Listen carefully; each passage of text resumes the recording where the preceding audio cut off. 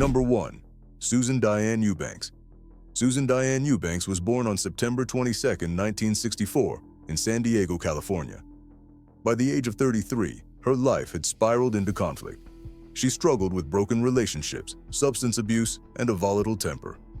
On October 26, 1997, these struggles turned deadly.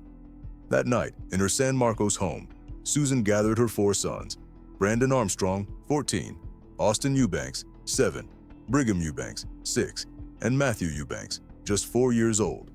In a calculated act of rage and despair, she shot each of them in the head. After killing her boys, she turned the gun on herself, shooting into her stomach. She survived and was found bleeding when police arrived. The tragedy sent shockwaves through California. At trial, prosecutors argued that Susan acted out of revenge toward her ex-boyfriend and anger at her failing relationships. The jury agreed. In 1999, she was convicted of 4 counts of first-degree murder and sentenced to death. But California has not carried out an execution in decades. In 2019, Governor Gavin Newsom placed a moratorium on capital punishment. As a result, Susan's death sentence was later overturned. In October 2024, she was resentenced to life in prison without parole. As of January 2025, Susan Eubanks is 60 years old. She has spent over 27 years behind bars, living each day with the knowledge of what she did to her children. Her case remains one of the most haunting examples of a parent turning on her own family. Number 2. Veronica Gonzalez. Veronica Utilia Gonzalez was born on December 1, 1961, in San Diego, California. By 1995, she was 33 years old and living with her husband, Ivan. When her sister Mary lost custody of her children due to drug issues and the father's arrest for child molestation, Veronica stepped in to care for her niece, 4-year-old Genevieve Jenny Rojas. At first, it seemed like a solution, a stable home with family. But behind closed doors, Jenny's life became unbearable. She was subjected to extreme abuse. Investigators later discovered she had been beaten, burned with a hairdryer, and even forced to live in a box. In November 1995, Jenny was found dead inside the Gonzalez home. An autopsy revealed the full extent of the torture: burns, bruises, and internal injuries. Evidence also showed that Jenny had been hung by her hands from a hook in a closet. The brutality of the crime horrified everyone who heard the details. Veronica was arrested and charged with first-degree murder with special circumstances of torture. At her 1998 trial, the jury was shown the painful life Jenny had endured in the Gonzalez home. Despite attempts by the defense to shift blame, the evidence against Veronica was overwhelming. She was convicted and sentenced to death. As of January 2025, Veronica Gonzalez is 63 years old. She has been on death row for nearly 27 years in California, where executions remain on hold due to the governor's moratorium. But her name and her crime continue to be remembered as one of the most disturbing cases of child abuse and murder in California's history. Number 3. Socorro Susan Caro. Socorro Susan Caro was born on March 27, 1957, in California. By the late 1990s, she was living in Camarillo with her husband, Dr. Xavier Caro, and their 4 children. Outwardly, they seemed like a successful family. But behind closed doors, the marriage was strained. Arguments and marital problems had created a toxic environment, one that would soon erupt into tragedy. On the night of November 22, 1999, 42-year-old Susan snapped. As her sons slept peacefully in their rooms, she took a handgun and shot them one by one. Joey was 11, Michael was 8, and Christopher was only 5. The youngest child, nicknamed GC, survived the night unharmed. After killing her sons, Susan turned the gun on herself and attempted suicide by shooting herself in the head. She survived the self-inflicted wound, but was left with lasting injuries. When police arrived, the horrifying scene of 3 lifeless boys in their beds stunned even the most experienced officers. Susan was arrested and charged with 3 counts of first-degree murder. At her 2002 trial, prosecutors argued that she killed the boys out of revenge toward her husband. The jury agreed, convicting her of murder with special circumstances. She was sentenced to death and sent to California's death row. Today, Susan Caro is 67 years old. She has been on death row for more than 20 years. California's moratorium on executions means her sentence has not been carried out, but she remains in prison for the rest of her life. For many, her case represents one of the most shocking betrayals a parent could commit, taking the lives of her own children in their sleep. Number 4. Brooke Marie Rottiers.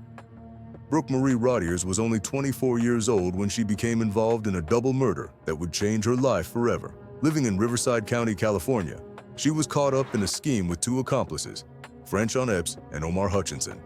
The plan was simple: lure 2 men into a motel room, rob them, and escape with whatever valuables they could find. The victims were Milton Chavez and Marvin Gabriel. Believing they were meeting Rottiers for intimacy, the men followed her into the motel. But once inside, the situation turned deadly. Instead of leaving them alive after the robbery, Rottiers and her partners attacked. In a shocking act of cruelty, she used her own undergarments to suffocate the men. One victim even had a pair of panties shoved down his throat, causing him to suffocate to death. The crime was senseless and brutal. Prosecutors later argued that Rottiers had played a key role in luring and killing the victims. What might have been seen as a robbery gone wrong was far more disturbing: a calculated crime where human lives were treated as disposable. In October 2010, Brooke Rottiers was convicted of first-degree murder with special circumstances, including multiple murders and murder committed during a robbery. The jury sentenced her to death. Today, Brooke Rottiers has been on California's death row for over 14 years. She is housed at the Central California Women's Facility in Chowchilla, where she spends her days behind bars. Her case remains in the appeals process, and no execution date has been scheduled. But for the families of Milton Chavez and Marvin Gabriel, the loss remains permanent, and the brutality of that night is never forgotten. Number 5. Cathy Lynn Sarinana. Cathy Lynn Sarinana was 30 years old in December 2005, living with her husband Raul in Corona, California. When her nephews, 14-year-old Conrad Morales and 11-year-old Ricky Morales, needed a home, the couple took them in. To the outside world, it may have looked like an act of kindness, but behind closed doors, the reality was far darker. The boys were subjected to constant neglect and abuse. Instead of safety, they endured beatings, mistreatment, and cruel punishments. On Christmas Day 2005, the horror came to light. Ricky, just 11 years old, was found dead in a closet inside the Sarinana home. He had suffered injuries consistent with repeated abuse. Investigators later uncovered that Conrad had also been abused and had died under similar violent circumstances. The brutality of the case shocked the community. Rather than offering protection and stability, Cathy and Raul became the very source of the boys' suffering. Authorities arrested both and charged them with first-degree murder. At her 2009 trial, Cathy was convicted of Ricky's murder and sentenced to death. Her husband Raul also received the death penalty for his role in the children's deaths. The details presented in court showed how the boys' final days were filled with pain and cruelty, a fate no child should endure. As of January 2025, Cathy Sarinana is 50 years old and has been on California's death row for more than 15 years. She remains there under the appeals process, her case a chilling reminder of betrayal within a family. Number 6. Cynthia Lynn Coffman. Cynthia Lynn Coffman was born on January 19, 1962, in St. Louis, Missouri. Her childhood was marked by hardship. After her father abandoned the family, her mother struggled to care for the children, even attempting to give them away at one point. By the age of 18, Coffman had married and become a mother herself, but the marriage quickly collapsed. Looking for a new start, she moved to Arizona, where she met James Gregory Marlowe shortly after his release from jail. The two quickly fell into a toxic relationship, fueled by methamphetamine use and violence. In 1986, their partnership turned deadly. Between October and November of that year, Coffman and Marlowe kidnapped and murdered 4 women. Their victims included 32-year-old Sandra Neary, 35-year-old Pamela Simmons, 20-year-old Karina Novoa, and 19-year-old Linnell Murray. Each crime was brutal, involving abduction, abuse, and ultimately, death. The killings stretched across California and Arizona, leaving investigators scrambling to stop their spree. The couple's reign of terror ended on November 14, 1986, when they were captured. During questioning, Coffman confessed to her role in the murders.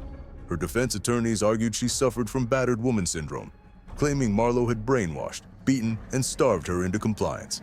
But the jury was unconvinced. In 1990, Cynthia Coffman was sentenced to death, making her the first woman to receive a death sentence in California since the state reinstated capital punishment in 1977. As of January 2025, Coffman is 63 years old. She has been on death row for nearly 35 years, her name forever tied to one of California's most chilling crime sprees. Number 7. Carrie Lynn Dalton. Carrie Lynn Dalton was born on April 15, 1953, in San Diego, California. She grew up battling substance abuse and criminal activity, including theft and drug-related offenses. Over time, her lifestyle brought her into contact with people who introduced her to even darker behaviors. In June 1988, Dalton, then 35, became involved in a crime that shocked everyone who learned of it. Along with accomplices, she targeted Irene Melanie May, a woman they knew. Irene was abducted and subjected to hours of torture. Witnesses later testified that Dalton and others beat her, abused her, and even poured battery acid on her body. The torture eventually ended in Irene's death. The sheer cruelty of the crime horrified investigators. Prosecutors argued that Dalton and her accomplices killed Irene in cold blood, and the details presented at trial were some of the most disturbing ever heard in a California courtroom. Dalton was arrested and charged with first-degree murder, with special circumstances of torture and lying in wait. After years of legal delays, she was convicted in 1995. The jury sentenced her to death, citing the extreme cruelty of the crime as justification for the harshest penalty possible. Now, decades later, Dalton remains on death row. As of January 2025, she is 71 years old and has spent over 35 years waiting for execution. California's moratorium on capital punishment means her sentence is unlikely to be carried out anytime soon. Still, her name remains tied to one of the state's most brutal murder cases. Number 8. Margaret Ann Allen. Margaret Ann Allen was 49 years old in November 2005, living in Titusville, Florida. She had once employed Wenda Wright, a 51-year-old woman, as her housekeeper. But over time, tensions grew between them. Allen began to believe that Wright had stolen $2,000 from her purse. On November 6, 2005, those suspicions turned violent. Consumed with rage, Margaret confronted Wright. What began as an accusation ended in brutality. Allen physically assaulted her, then forced household bleach and other chemicals down Wright's throat. To silence her, she wrapped duct tape around Wright's mouth and, in the end, strangled her with a belt. After Wright was dead, Margaret enlisted the help of 2 accomplices to dispose of the body. They dumped it in a secluded area near Mims, Florida. But investigators quickly traced the crime back to Allen. Evidence tied her to Wright's death, and she was arrested. In 2011, Margaret Allen went to trial. Prosecutors presented the shocking details of Wright's last moments, showing how a simple accusation had turned into torture and murder. The jury convicted Allen of first-degree murder with special circumstances, including torture and kidnapping. She was sentenced to death. As of 2025, Margaret Allen is 68 years old and has been on Florida's death row for nearly 14 years. Her case remains one of the state's most chilling examples of how suspicion and anger can turn into deadly violence. Number 9. Kimberly Diane Cargill. Kimberly Diane Cargill was born on November 30, 1966 in Mississippi. By 2010, she was a 43-year-old nurse and a mother of 4, living in Tyler, Texas. To the outside world, she appeared to juggle work and motherhood. But beneath the surface, her personal life was falling apart. She faced Child Protective Services investigations, accusations of abuse, and custody disputes over her children. One of the people close to her was Cherry Walker, a 39-year-old woman with intellectual disabilities. Cherry had cared for Cargill's children for years as a babysitter. She was described as gentle and dependable. But in June 2010, she was called to testify in a custody case involving Cargill. Her testimony could have hurt Kimberly's chances of keeping her children. On June 18, 2010, Cargill lured Cherry to her home under the pretense of needing help. Once inside, she attacked and strangled her. To cover up the crime, she doused Cherry's body in lighter fluid and set it on fire before dumping it. The investigation quickly pointed to Cargill. Evidence showed that Cherry had been scheduled to testify and that Kimberly had the strongest motive to silence her. In 2012, Kimberly Cargill went to trial. Prosecutors painted her as manipulative and cruel, willing to kill a trusted caregiver to protect herself. The jury convicted her of capital murder, and she was sentenced to death. As of January 2025, Kimberly Cargill is 58 years old and has spent nearly 14 years on death row in Texas. Her case remains a painful example of betrayal and desperation. Number 10. Brittany Marlowe Holberg. Brittany Marlowe Holberg was born on January 1, 1973, in Amarillo, Texas. By her early 20s, her life had spiraled into drug addiction and prostitution. After a knee injury, she became hooked on painkillers. which eventually led to harder drugs and a lifestyle of desperation. On November 19, 1996, 23-year-old Holberg went to the home of 80-year-old A.B. Towery Sr., a retired man living in Amarillo.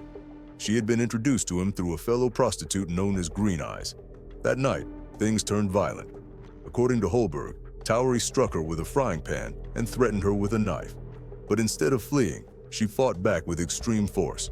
Holberg stabbed Towery more than 60 times using a variety of weapons, including a knife, a fork, and even scissors. After killing him, she showered, changed into his clean clothes, and stole about $1,400 from his wallet. She then fled to Tennessee, but police quickly tracked her down and arrested her. At trial, prosecutors described the killing as brutal and deliberate. They argued that Holberg had every chance to escape, but chose instead to carry out a prolonged and violent attack. The defense claimed she acted in self-defense, but the jury was not convinced. In March 1998, she was convicted of capital murder and sentenced to death. As of January 2025, Brittany Holberg is 52 years old and has spent 26 years on death row in Texas. Her case remains one of the most infamous examples of violent crime tied to drugs and desperation. Number 11. Tina Lasonya Brown. Tina Lasonya Brown was born on July 19, 1970, in Pensacola, Florida. By 2010, she was 39 years old, living with her teenage daughter, Brittany Miller. Tina already had a history of crime, including drug-related offenses, but nothing in her past compared to what she would do that spring. On March 24, 2010, Tina, her 16-year-old daughter Brittany, and a neighbor named Heather Lee lured 19-year-old Adriana Zimmerman into their trap. Adriana was attacked with a stun weapon, gagged, and forced into the trunk of a car. The three women drove her to a wooded area outside Pensacola, where the cruelty escalated. Once there, Tina and her accomplices beat Adriana with a crowbar. Then, in an act of shocking violence, they doused her with gasoline and set her on fire. Despite her injuries, Adriana clung to life long enough to name her attackers. 2 weeks later, she died in the hospital. The case stunned the community. How could a mother involve her own daughter in such a crime?